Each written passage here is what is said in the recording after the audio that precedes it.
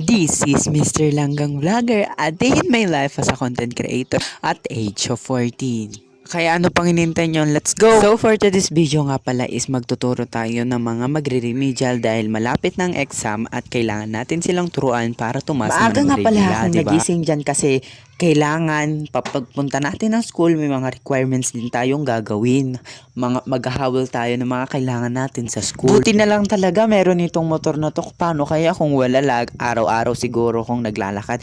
Nagpapasalamat ako kasi meron tong motor na to at pwede sila makapagtrabaho sila mama, iatid sundo sila mama, makapagtrabaho si papa ng maayos. Kaya nagpapasalamat ako kay Lord kasi may maganda kaming sasakyan na ganito. Dahil nga sa pagkabigat namin is pinaglakadan nila ako mama. Nakita nyo ngayong pagkahabang daanan nyo. So for today's video, nandito na nga ako sa school at gumagawa na ako sa mga requirements na kailangan kong gawin. Oh my God. Medyo mahirap din pala maging with honor, guys. Hindi ko naman sa pinagmamalaki na with honor ako, pero medyo mahirap kasi may mga kailangan kang requirements at lalo na kapag nasanay ka na with honor ka, parang madidisappoint ka kapag hindi ka na nakapasok sa with honor. Pero niremind ako ni God na kailangan nasa center siya sa mga ginagawa natin at kailangan nandyan siya palagi at kailangan natin humingi ng tulong sa Kanya kasi hindi magiging matagumpay ang ating gagawin kung wala ang Panginoong Diyos. Paano tayo magiging matagumpay o magiging masaya kung wala ang Panginoong Diyos. Kaya kailangan natin siya sa mga bagay-bagay. Rewind tuloy. Ano yun? Remind sa akin ng Panginoong Diyos yan. Pero bago yan, ayan na nga, nagtuturo na kami dyan sa mga magre-remedial. So, science pala yung subject na yan. Tinuturuan namin yung mga kailangan mag-remedial kasi medyo complicated yung grade nila. So, nakikita mo nga dyan, ako din complicated yung grade ko din kasi alam nyo ba yung nakuha ko sa exam is 29, guys. Grabe na, hindi ko na kaya this. Pero anyways, 'di ba, magpasalamat sa maliliit na bagay, at least may score ka.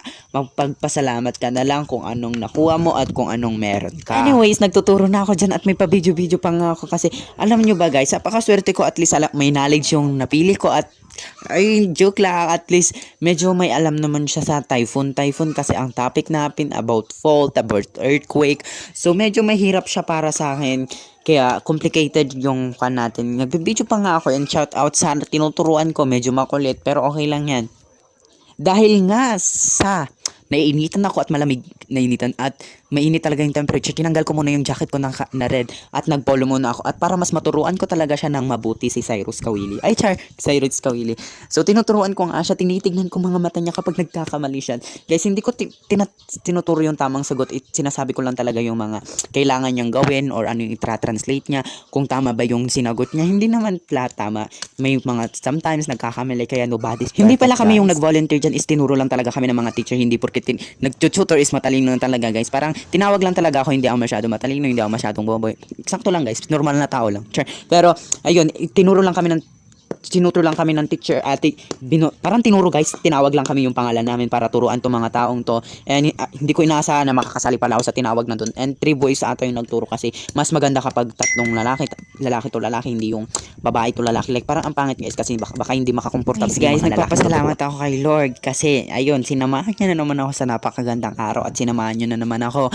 Kaya pero bago yan, baka naman paki-follow ako. Paki-follow naman yung vlog ko, guys, or paki-like and paki-kuha nyo naman, guys. Kasi kahit pangit yung camera ko, nagpapatuloy pa rin tayo kasi naniniwala tayo sa Panginoong Diyos na bibigyan tayo ng more blessing at more blessing pa, guys. Kaya maniwala lang tayo ng maniwala kasi hindi natin magtatagumpay kung wala ang ating Panginoon. Kaya for today's video is baka naman paki-follow nyo.